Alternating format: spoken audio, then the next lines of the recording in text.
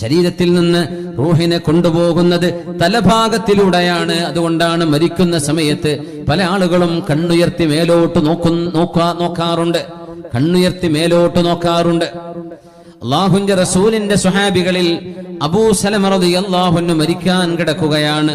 റസൂലുള്ളാഹി സ്വല്ലല്ലാഹു അലൈഹി വസല്ലം തങ്ങൾ ആ വീട്ടിലേക്ക് കയറി വരുമ്പോൾ അബൂ സലമ റളിയല്ലാഹു അൻഹു ലോകത്തോട് വിട പറഞ്ഞിട്ടുണ്ട്. മഹാനവറുകളുടെ കണ്ണുകൾ തുറന്നു കിടക്കുകയാണ്.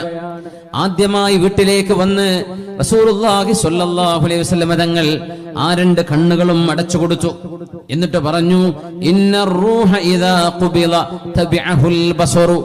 റൂഹിനെ അല്ലാഹുവിന്റെ മലക്കുകൾ പിടിച്ചു കൊണ്ടുപോകുമ്പോൾ റൂഹ് ആകാശ ലോകത്തേക്ക് കയറിപ്പോകുന്നത് കണ്ണുകൾ നോക്കി നിൽക്കുമെന്ന് പരിശുദ്ധ റസൂൽ സ്വല്ലല്ലാഹു അലൈഹി വസല്ലം. അതുകൊണ്ടാണ് മരിക്കുന്ന ആളുകൾ കണ്ണുമേലോട്ട് ഉയർത്തുന്നത്.